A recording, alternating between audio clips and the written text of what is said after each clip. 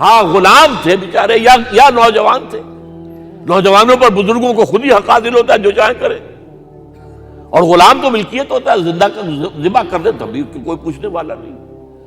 تو جو بیت رہی تھی بلال پر، ابو فقیہ پر، زنیرہ پر، جو ان پر بیت رہی تھی، جو خباب پر بیت رہی تھی، جس طرح ہلاک کیا گیا ہے حضرت سمیہ کو، حضرت یاسر کو، یہ ساری تکلیفیں انہیں بھی تھیں. لیکن کیا اس کا یہ بالواسطہ ایذا محمد کے لیے نہیں تھا صلی اللہ علیہ وسلم؟ آپ کے ساتھی آپ کی جانثار ہیں، لیکن آپ ان سے بھی کیا کہیں، فصبروا فصبروا فصبروا. جب ابو جہل بدترین ٹارچر کر رہا تھا حضرت سمیہ اور حضرت یاسر کو رضی اللہ تعالی عنہما، آپ کے علم میں ہے کیسی کیسی ٹارچر کی ہے. جوان بیٹے کو باندھ دیا ایک ستون کے ساتھ، اس کی نگاہوں کے سامنے برہنہ کیا ہے ماں کو.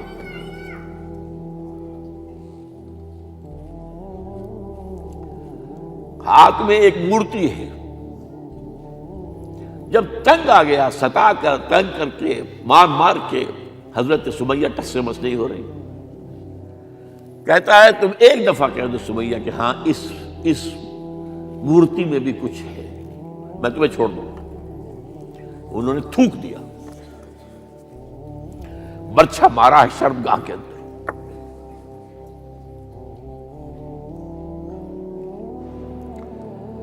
کتنی تکلیف پہنچی ہوگی حضور کو.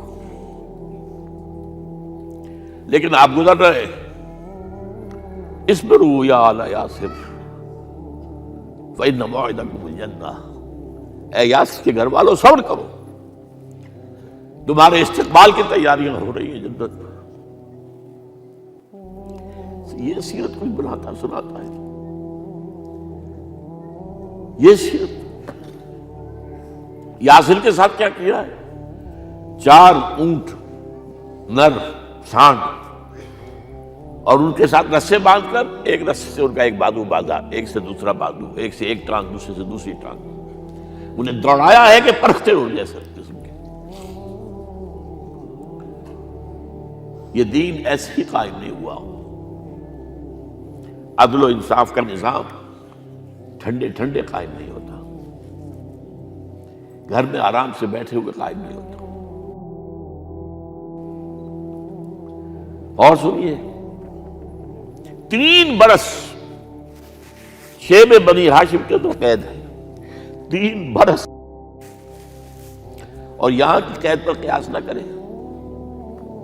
یہاں تو جیل میں کھانے کو ملتا ہے، راشن ملتا ہے، جیسا بھی ملتا تو ہے نا. اور لیڈروں کے لیے تو class A class B class ہے. آپ تو ان کا تو لیڈر تو لوگ جب آتے ہیں جیل کاٹ کر معلوم ہوتا ہے کہ شاید کسی صحت افزا مقام سے تشریف لا رہے ہیں. وہاں کیا تھا؟ Total boycott. ایک گھاٹی، ادھر پہاڑ ادھر پہاڑ، دونوں طرف جو ہے پہرے، کوئی کھانے پینے کی چیز اندر نہیں جائے گی. اور پورا خاندان بنی ہاشم، وہ بھی کہ جو ایمان نہیں لائے، وہ قبائلی زندگی تھی نا. بنو ہاشم چونکہ حضور کو پشت پناہی چھوڑنے کو تیار نہیں ہوئے، ابو طالب نے آخری وقت تک بھی ساتھ نہیں چھوڑا. ہاں آخری وقت کے قریب ایک بات ہو گئی تھی. ایک مرتبہ تو ہوا کہ وفد آیا ہے قریش کا کہ اپنے بھتیجے کو روک لو، وہ ہمارے معبودوں کی توہین کرتا ہے. ابو طالب نے بلایا اور آپ سے کہا کہ یہ کچھ اپنے رویے کو بدلے. آپ نے فرمایا چچا جان، اب تو چاہیے میرے ایک ہاتھ پر سورج اور دوسرے پر چاند رکھ دے، میں اپنے اس مشن کو چھوڑ نہیں سکتا. یہ ہے استقامت. اور ابو طالب کے عین انتقال کے وقت جو معاملہ ہوا، جب وفد آیا ہے کہ ٹھیک ہے اب ہمارا جو ہے صبر کا پیمانہ لبریز ہو گیا ہے، اب ٹھیک ہے آ جاؤ میدان میں، تم بھی ساتھ چھوڑنے کو تیار نہیں ہو. ابو طالب نے بلایا اس کو، بھتیجے مجھ پر اتنا بوجھ نہ ڈالو جو میں برداشت نہ کر سکوں.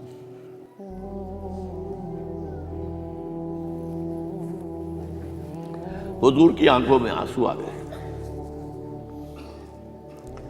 چچا جان اب تو یا یہ بات بری ہوگی یا میں اپنے آپ کو ختم کر دوں، اسی میں ختم ہو جائے.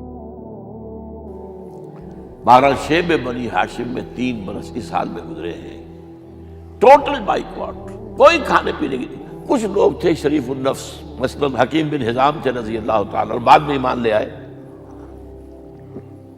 حضرت خدیجہ کے وہ رشتہ دار تھے، وہ پہاڑ پر چڑھ کر ایک طرف سے رات کی تاریکی میں، دونوں دروازے تو بند ہیں، پہاڑ پر چڑھ کر چوٹی سے نیچے اتر کے کوئی چیزیں کھانے پینے کی دے آئے تو دے آئے، بس صلی اللہ علیہ وسلم۔ کوئی اور ایک آدھ ہوگا ایسا۔ یہاں تک نوبت آئی ہے کہ بنی ہاشم کے یہ پھول جیسے بچے معصوم بھوک سے بلبلا رہے ہیں، اور اس کے سوا کچھ نہیں ہے کہ سوکھے چمڑے ابال کر اس کا پانی ان کے حلق میں ٹپکا دیا جائے۔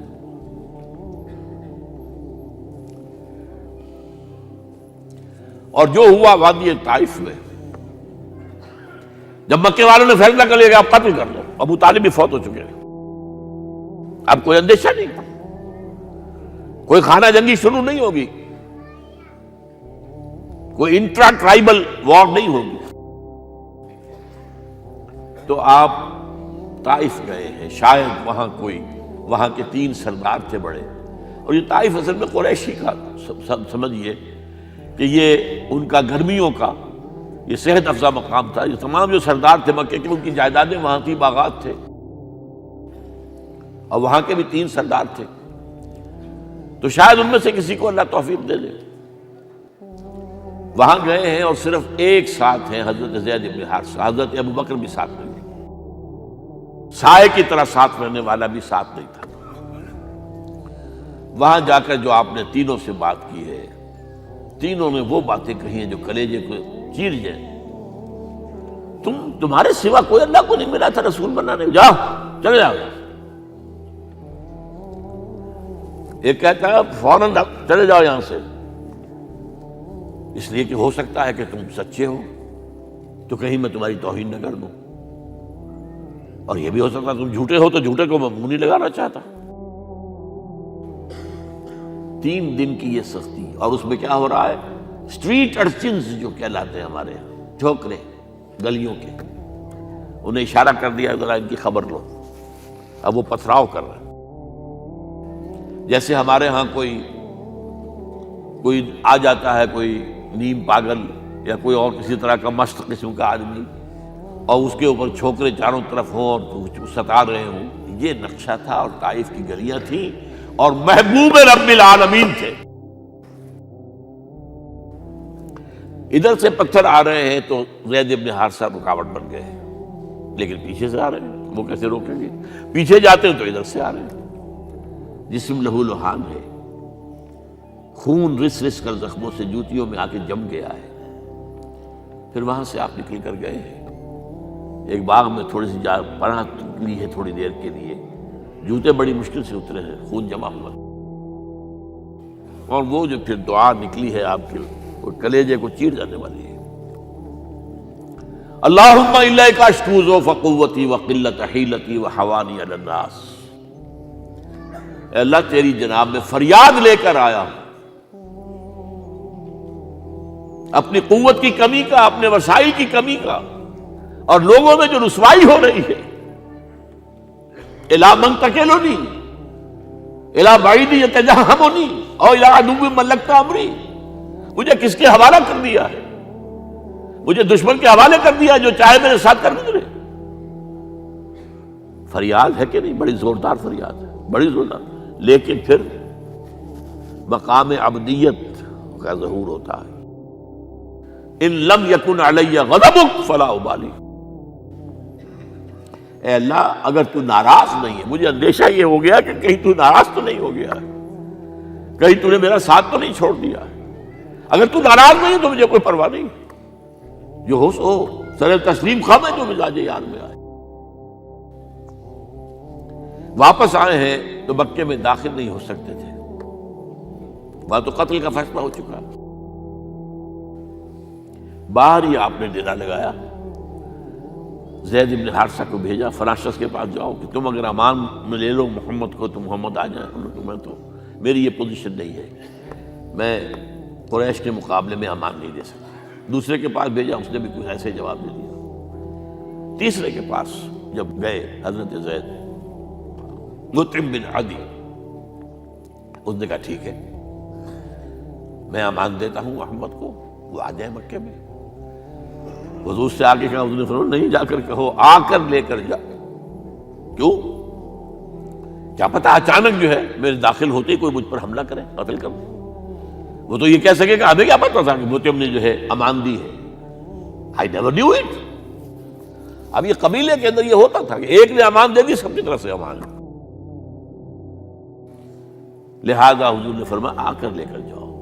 وہ اپنے 6 بیٹوں کو ہتھیار سجا کر لے کر آیا ہے اور پھر لے کر گیا حضور کو، کہتا ہوا گزر رہا ہے راستے میں، لوگوں سن لو محمد میری امان میں ہے صلی اللہ علیہ وسلم۔ اس لیے آپ کو مکے کے اندر پھر 2.5 سال مزید رہنے کا موقع ملا ہے، اور اتنا بڑا احسان آپ نے مانا پھر مطعم بن عدی کا کہ غزوہ بدر میں جب 70 اسیر تھے قریش کے حضور کے پاس، تو آپ نے فرمایا تھا کہ اگر آج مطعم زندہ ہوتا اور وہ سفارش کرتا تو میں ان سب کو چھوڑ دیتا بغیر کسی فدیے کے۔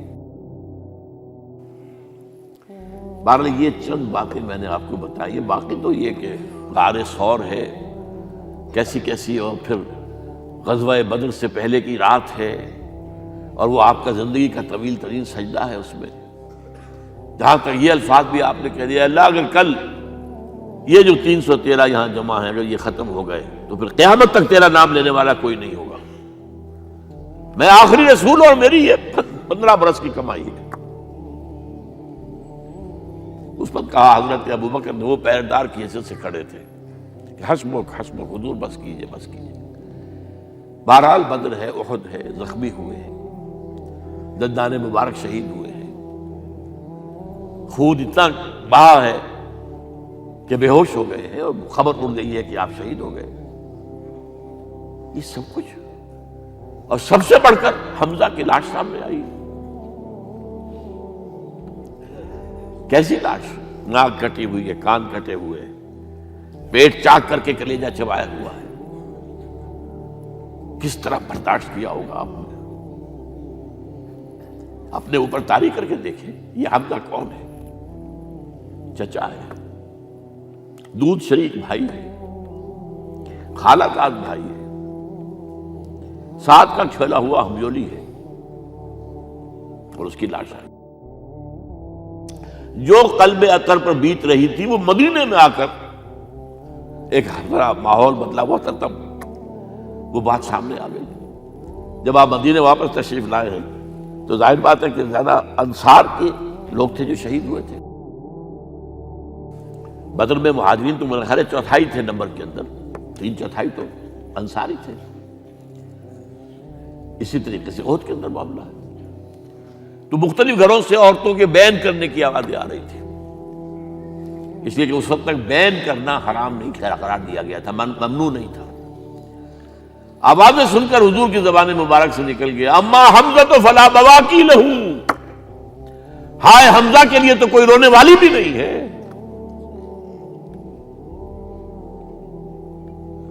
اس پر پھر صحابہ نے، انصار نے اپنے ہاں کی خواتین کو حضرت صفیہ کے ہاں بھیجا، وہ سگی بہن تھی، وہاں انہوں نے جا کے یہ بھی تعزیت کی بہن کی۔ غزوہ احزاب کا آپ نے سن لیا، اسوہ رسول پر نہ معلوم کیا کیا باتیں چیز لوگوں میں مشہور ہو گئی ہیں۔ اسوہ کا لفظ آیا کہاں ہے قرآن میں؟ سورہ احزاب میں۔ وہ اسوہ کیا تھا؟ جب خندق کھودنے کا فیصلہ ہوا ہے تو خندق کھود رہی ہے، حضور بھی لگے ہوئے ہیں، بھاری بھاری پتھر اٹھا کر کندھے پر لا کر باہر پھینک رہے ہیں، پتھریلی زمین تھی، ایک پتھر کسی سے ٹوٹا نہیں تھا، تو حضور نے جو ہے 3 دفعہ جو اس کے اوپر ضرب لگائی تب ٹوٹا ہے۔